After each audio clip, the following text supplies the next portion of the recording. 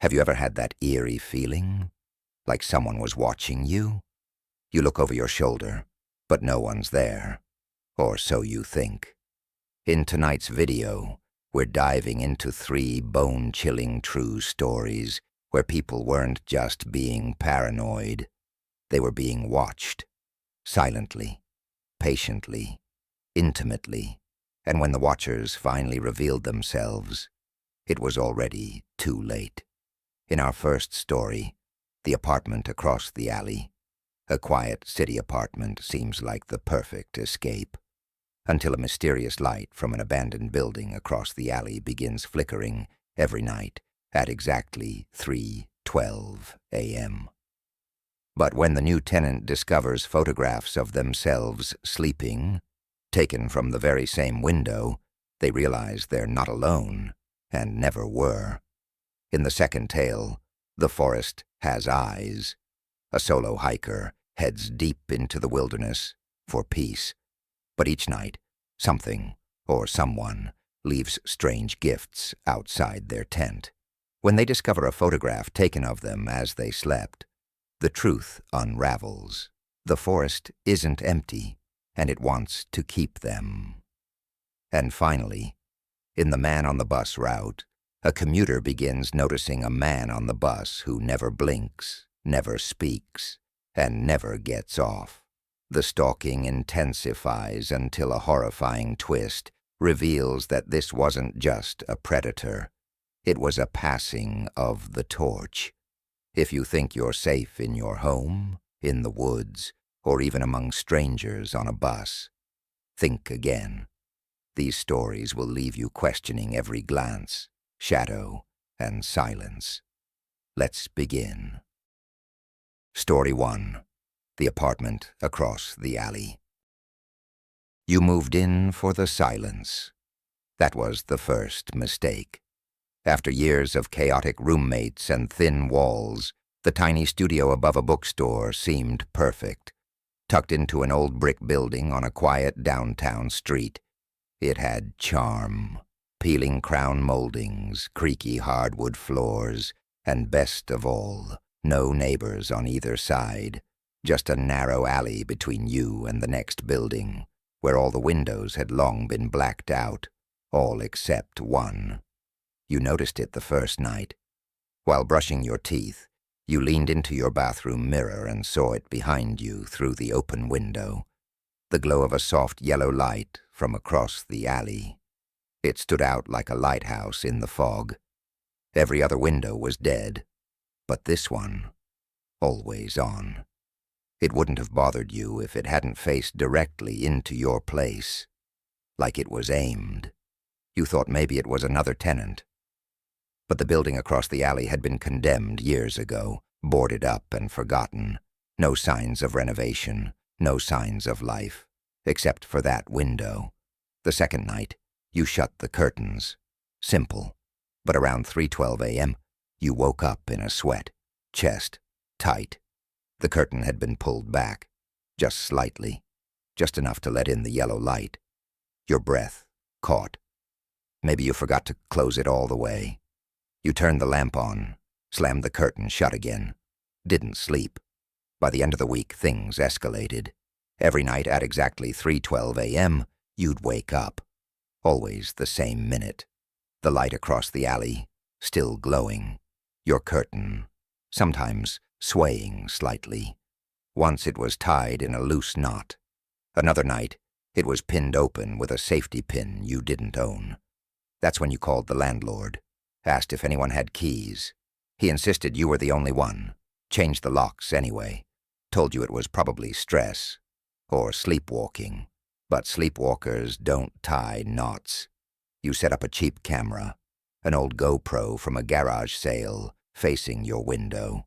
You told yourself it was probably nothing. Maybe wind, maybe a draft. You reviewed the footage the next morning. Nothing for hours, just a still, dark room.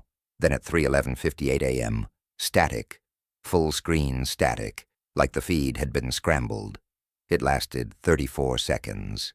When it cleared, your curtain was open again, but that's not what made you drop your phone. It was the figure, barely visible in the reflection of your window, a silhouette, lurking behind you. You rewound, watched again. It had been standing inches from your bed. You rushed out of the apartment that day and didn't come back until daylight. You bought every kind of lock you could find, deadbolts, chains, even a bar for the window, blocked it with furniture. That night, you stayed up. Coffee, bright lights, baseball bat in hand. 3 a.m. came, then 3:05, 3:10, then 3:12. The lights flickered, all of them. The curtain, still wedged behind your dresser, shivered like something had breathed on it. And across the alley, the light in the window across from yours turned off for the first time, then turned back on, brighter, and then, slowly, deliberately, it dimmed again. Office on, office. Like a signal, you grabbed your bat, pounded on the wall, screamed, "I see you." The light flicked twice, fast. You didn't sleep again. You stopped checking the window altogether, but you could feel it. You knew someone was watching. You didn't need to see them anymore. You could feel it under your skin, like ants crawling along your spine. You didn't open your curtains, not even during the day, until you got the envelope. No name, no postage, just slid under your door one morning. Inside was a single photograph. Your bed, taken from outside your window. You were in it, asleep, mouth slightly open, hand tucked under your cheek like a child. Peaceful, but the angle, it was taken from above. From across the alley, from that window. You flipped it over. One word written in red pen. Nice curtains. You took the photograph to the police. The officer behind the desk was polite. Listened carefully, nodded along, but you saw it in her eyes, that flicker of disbelief, the moment she saw the photo. She asked, "Do you live alone?" You nodded. She tilted the photo in the light. Could be a prank. Maybe a friend, a partner. "No one has my keys," you whispered. "And that angle, it's impossible. There's nothing out there but that window across the alley." The officer scribbled something in her notepad and said someone would follow up. That was 2 days ago. No one came. So you went back to the building across the alley. It was raining when you crossed the street, hood up, adrenaline pumping so loud you didn't hear the thunder. The front door of the condemned building was sealed with rusted chains, padlocked, tight.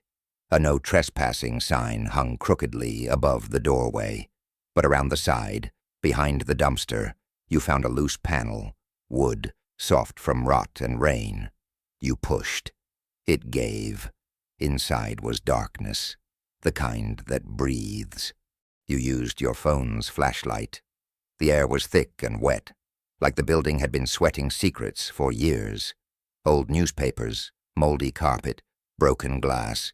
Every step crackled. You climbed the stairs slowly, counting them. 1, 2, 3 flights up. According to your window, the watcher's apartment would be directly across from yours. You paused at the landing, heart hammering.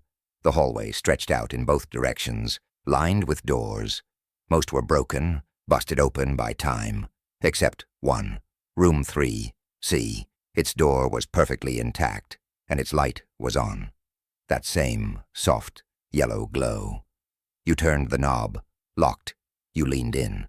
Silence. You knocked, and something knocked back. Twice. You bolted. Down the stairs, out through the panel, across the alley, into your apartment. You slammed the door and backed away, chest heaving, your eyes snapping to your curtain. Still shut. You didn't open it, not even to peek. You sat on the floor, gripping your bat, until dawn broke through the slats. Later that day, you got another envelope, this time taped to your window from the outside. You had to push the dresser to get to it. You hesitated, then peeled back the curtain. Across the alley, the window was gone. Not dark, gone, bricked over, fresh mortar still wet. Like it had never been there. You looked down. The envelope had only a single photo again. Not your room. A stairwell. From the condemned building. A photo taken from above, looking down the flight of stairs you had run through the night before. And there you were, mid-step, in motion, caught in a moment of fear. You could see your own mouth open, your eyes wide. But more disturbing, behind you, someone else was on the stairs, not running, not moving, just standing, barely visible, a shape with no face, only eyes, watching. You tore the photo in half. You should have left then, packed, and never looked back. But you didn't. You stayed one more night. That was your third mistake. You tried to ignore everything. Headphones in, lights on. But when the clock hit 3:12 a.m., the power in the entire apartment cut out, complete black. Your breath caught. You reached for your phone. Dead. You reached for your lamp. Nothing. Then, footsteps. Above you. But there was no apartment above yours. The ceiling creaked. Muffled thuds, slow, deliberate, like someone was crawling just above the drywall. Then the whispering started. You pressed your back to the door, heart beating like a drum line. The whispering didn't come from outside the apartment. It came from your closet. You stepped toward it slowly, one hand outstretched, knuckles white around your bat. The doorknob jiggled. You froze. Then a knock. From inside the closet. Just once. Then again. Twice. You swung open the door. Darkness. Empty. Except for the new photo taped to the inside wall. This one was different. It was of your kitchen. From moments ago. You were in it. Standing by the fridge, bat in hand. Back turned. Just like now. But what made your knees go weak was the second figure in the frame. A blurred face, inches behind you, right where you stood when the photo was taken. You dropped the bat, ran into the hallway, down the stairs, out onto the street, barefoot and panicked. You never returned. You filed a police report, broke your lease and left the city, slept in motels for weeks, turned off your phone, deleted all social media, no more windows, no more yellow lights, no more 3:12 a.m. Months passed. Eventually the nightmares faded. Until one morning, while staying in a cabin in the middle of nowhere, you opened your front door and nearly screamed. Another envelope. No return address. Inside, one photo. Not of you. Of the new tenant, sleeping peacefully in the apartment you left behind. A yellow glow leaking through the curtain. A shadow behind her. And scrawled in red ink on the back, "Don't worry, you're not being watched anymore." Story 2, The Forest Has Eyes. You weren't alone in the tower. It was the reason you booked the solo camping trip in the first place. To disconnect. No signal, no people. Just you, a tent, and 43,000 acres of mossy silence. The forest you picked in northern Washington wasn't touristy, not even marked well on the maps. That was part of the draw. You weren't naive. You'd hiked before. You brought everything you needed. Survival gear, water filters, bear spray, emergency flare. You even left a note with the ranger station about your route and expected return date. What you didn't prepare for was the feeling. It started on the first night. You had set up camp just before sunset, beside a small stream that babbled loud enough to drown out any sound beyond it. There was no moon that night, just a thick canopy and the wheeze of wind brushing the treetops. You were in your sleeping bag, headlamp turned off, eyes adjusting to the pitch blackness when you felt it. That pressure, that gaze. You turned over, nothing, listened. Stillness. It was so quiet you could hear your own heartbeat. And then somewhere out in the trees, leaves rustled, not in the chaotic way that wind does it, but in a slow, dragging pattern, like someone brushing their hand along the branches. You unzipped your tent just enough to peek out. Darkness, trees, no movement. You told yourself it was probably a raccoon or a deer or your imagination. But then, the next morning, you found something strange. A small bundle of wildflowers, tied together with twine, placed carefully outside your tent flap. You blinked at them for a long time. You hadn't seen any flowers like that nearby. And the twine? It wasn't the kind you'd find naturally. It was man-made, blue synthetic fiber, like something off a tarp or backpack strap. No tracks, no footsteps, just the bundle. You didn't pack it. You didn't touch it. That day you hiked 10 miles deeper into the forest, making sure to leave your old campsite far behind. You weren't scared. Not exactly. More unnerved, and yet part of you was curious. That night you camped atop a ridge, far more open, windier, less claustrophobic. Still, it happened again. You woke around 3 a.m. with the sense that you weren't alone. It was too quiet again. The wind had died. The woods held their breath. You turned over, listened, no footsteps, no twigs snapping. But when you unzipped your tent at dawn, there it was again. Another bundle, this time not flowers, pine cones, 6 of them stacked like a tiny tower, balanced perfectly, and beside them scratches, not animal marks, symbols carved into the bark of a nearby tree, 3 diagonal slashes. You snapped a photo with your phone, even though it had no signal. You wanted proof. That day you walked in circles. You checked your compass every few minutes, marked trees, just in case. By afternoon you swore you had traveled 10 miles in a straight line, but you ended up back at the same tree, the one with the slashes. Only now there were 4. You didn't sleep that night. You sat in the middle of your tent, knife in hand, heart pounding like a war drum. The flashlight flickered once and died, even with fresh batteries. Your backup didn't turn on either. Somewhere in the woods, something moved. It was subtle at first, the occasional crunch of leaves, a shift of weight. But then, something closer. A whisper of fabric against bark. You bit your lip so hard it bled.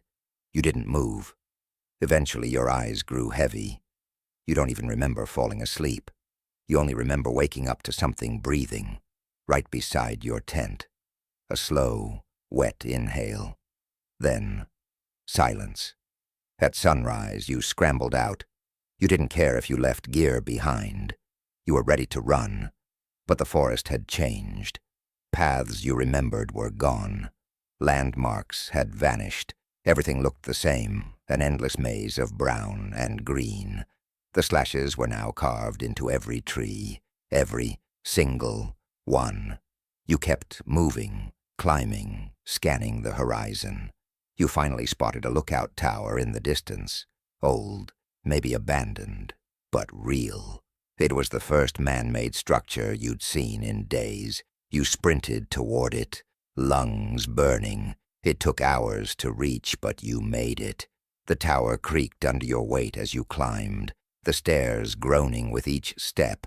At the top, you collapsed against the wall, catching your breath. And then you looked around.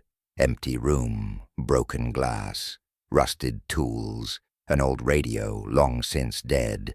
But in the center of the floor, another gift, a photo, a picture of you, taken from above, as you slept in your tent. You recognized your sleeping bag, your boots, the curve of your shoulder. But more terrifying, there was something in the photo with you, a figure, tall, thin, wrapped in leaves and dirt, faceless, standing over you, with one hand inches from your head. You dropped the photo, staggered back, and stepped on something. Another pile of flowers, this time crushed, fresh. You weren't alone in the tower. You didn't scream, not because you weren't terrified, because your lungs refused to work. You stared down at the crushed flowers beneath your boot, fresh, vibrant, still wet from the morning dew. They hadn't been there seconds ago when you entered the lookout tower. And behind you? Something creaked. The wood groaned under shifting weight, as if someone else was standing on the far side of the room.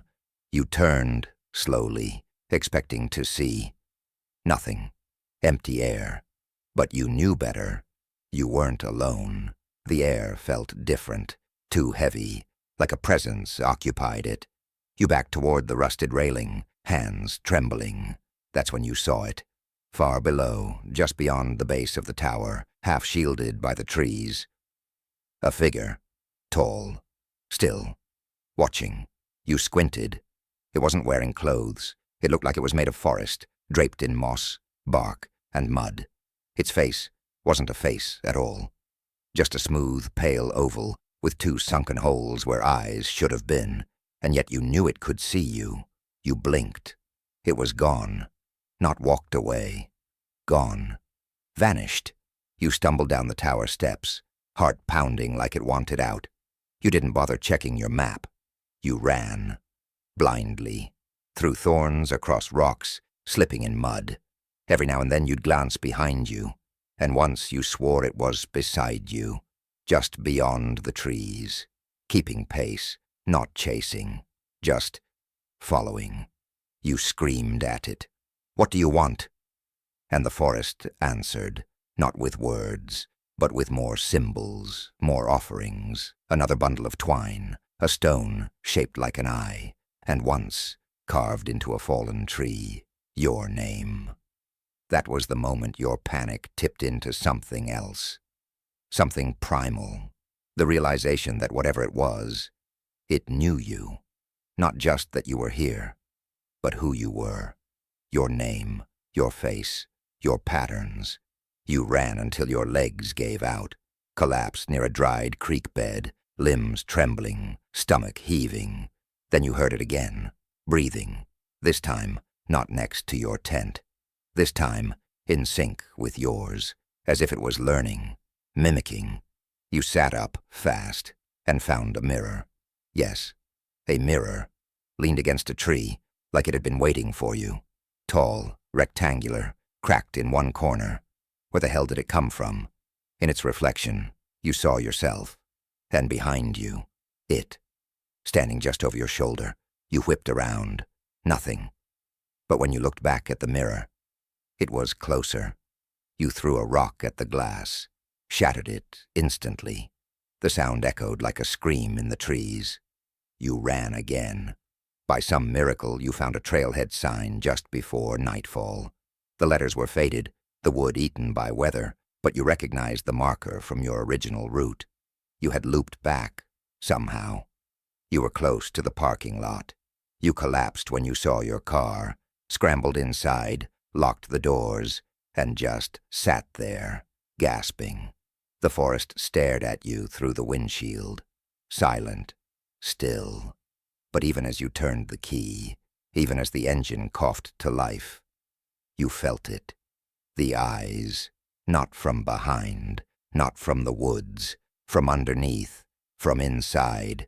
You screamed and slammed the gas pedal, fishtailing out of the gravel lot and speeding down the dirt road.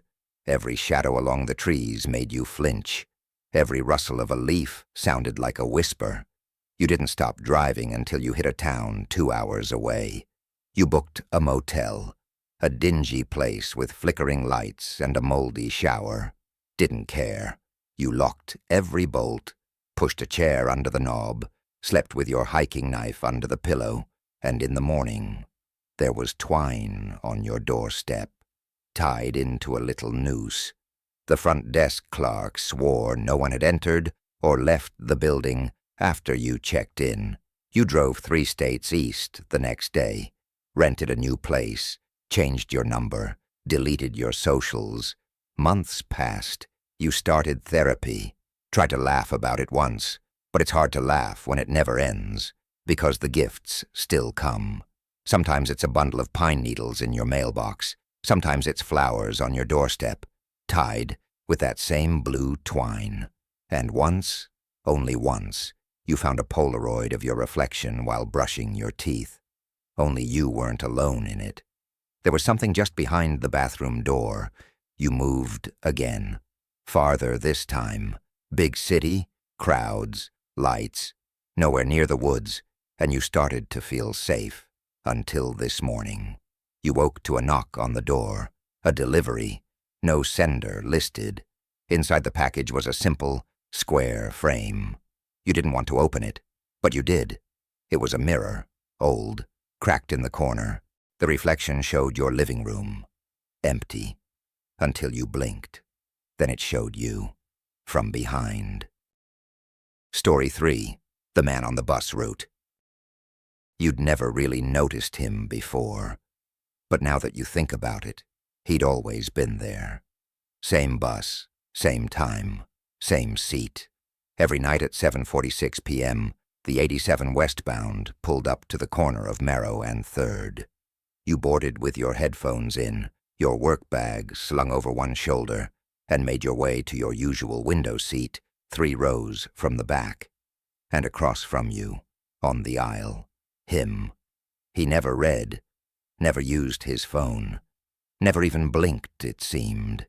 He just sat there, watching. At first you thought maybe he was just zoning out. Everyone did it on the bus. But then it kept happening, night after night, for weeks.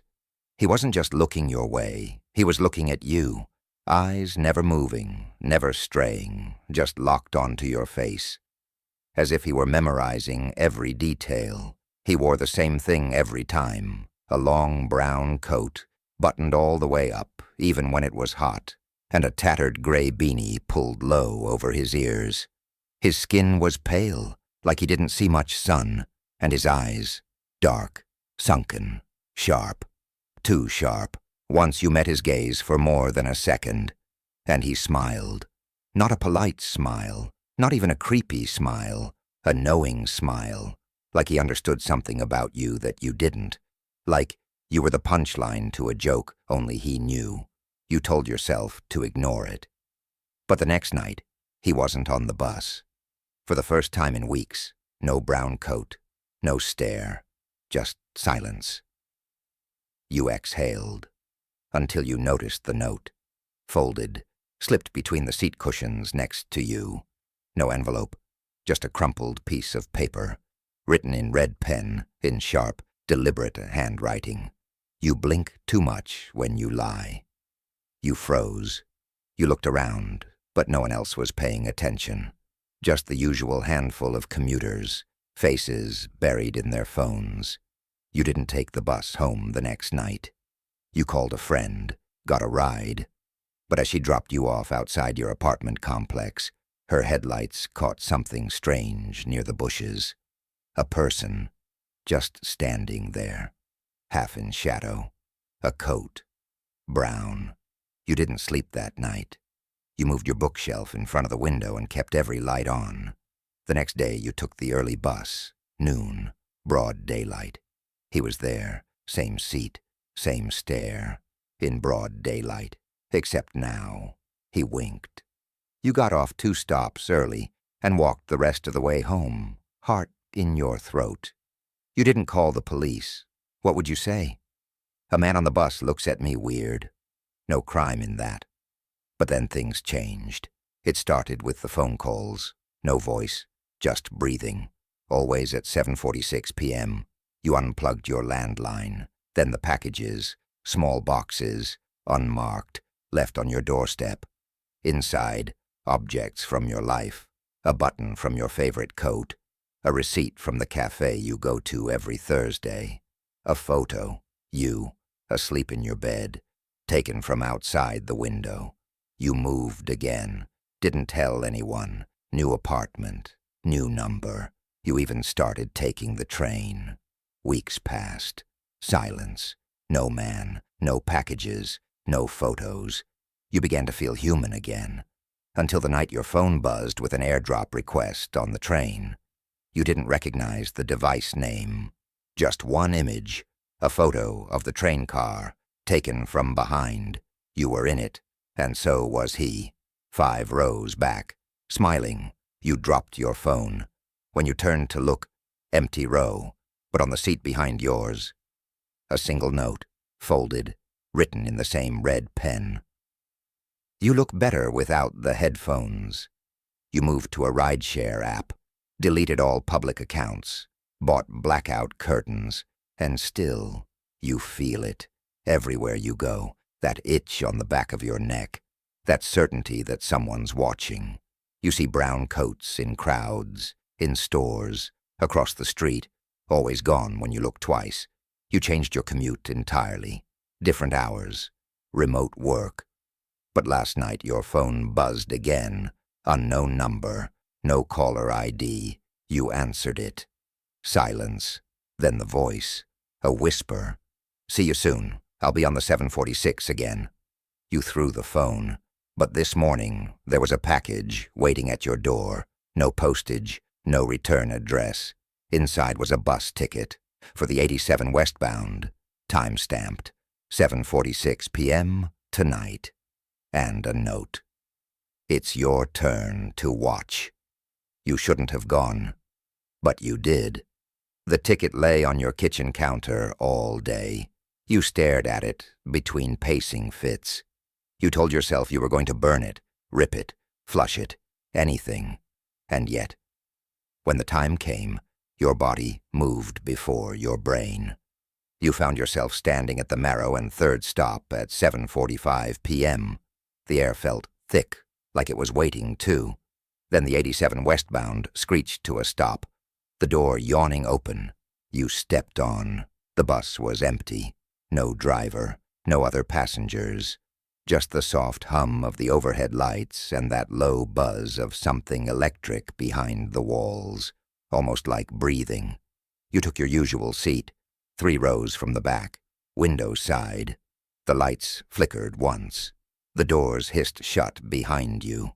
And then, as the bus pulled away on its own, you saw him, reflected, not in the window, but in the glass of the fare box up front. He was sitting across from you. Same seat, same brown coat, same sharp stare. But when you turned your head, no one was there. You looked back at the glass. He was smiling now, and slowly he raised a finger to his lips. Shh. The street outside changed. It didn't make sense. You passed buildings you didn't recognize, streets that weren't on any map. The lights outside turned an unnatural shade of yellow. Every face on the sidewalks was blurry, smudged, like someone had erased their features with a thumb. You stood up, backed toward the front, and in the reflection again, he was standing too, closer. This time you didn't dare turn around. You kept your eyes on the reflection as he reached into his coat pocket and pulled out a small leather-bound book. He held it up. On the cover was your name. He opened it. Inside, page after page of photos of you, at work, at the coffee shop, in the shower, crying, laughing, sleeping, photos you'd never taken. At the very back of the book, an empty page, and he lifted a pen, started to write. You turned then, fast, empty, no one there. But the book, it was now in your lap, real, heavy, and on the last page, your name, date of birth, and beneath it, date of death, tonight's date. You stood up so fast, the book hit the floor. You ran to the front of the bus and slammed on the emergency stop. Nothing. You screamed for the driver. No answer. Then the bus screeched to a halt anyway. The doors opened. You didn't wait. You ran into the night. But the world you stepped into wasn't your city. It looked similar. Same buildings, same street names, but everything was wrong, too quiet. Every street lamp buzzed in unison. Every shadow leaned toward you. And then you saw them, dozens of people, standing perfectly still, all wearing brown coats, all facing you, their faces blank, identical, eyes black and hollow, mouths sewn shut. They didn't move, not even to blink. Then, slowly, they tilted their heads in perfect unison, as if acknowledging something behind you. You turned. He was there, the original, smiling, closer than he had ever been. He raised a hand and pointed at you. The others began to move, fast, Not running, gliding, closing in. You ran, between buildings, down alleys, through doorways that didn't lead where they should. The city folded in on itself like a maze. Every turn brought you back to the bus stop, Marrow and 3rd, and there the bus waited again. Doors open, interior dark. But you had no choice. You jumped on. This time, he was already seated, right across from you. Smiling, he said nothing, just handed you the book again. Only now your death date was gone, replaced with a blank. Beneath it, you watched, and suddenly you understood. He wasn't watching you. He was training you. You were next. That's how it worked. The only way to escape him was to become him. You shook your head, refused, but the bus was already moving again. Your body got colder, your vision blurred, and across the aisle, he began to fade, piece by piece, until he was just gone. And you were sitting in his seat, alone, coat on your shoulders, book in your lap, and outside, a new passenger boarded the bus. Tired, distracted, clueless, you smiled at them, knowing exactly what to do. So, still feel like you're alone. Maybe that shadow outside your window isn't just a tree branch. Maybe the man across from you on the bus isn't just another tired commuter. And maybe, just maybe, that silence in your apartment at 3:12 a.m. is someone holding their breath. Each of these stories started the same way, with a glance, a presence, a feeling, but by the time they realized what was happening, it had already gone too far, because the truth is, when you're being watched, you don't find out until they want you to. If tonight's stories made you check over your shoulder, make sure to like, comment, and subscribe for more terrifying tales based on allegedly true events. And don't forget to share this video with someone who's alone right now. They might need the company. Until next time, sleep tight and maybe close the curtains.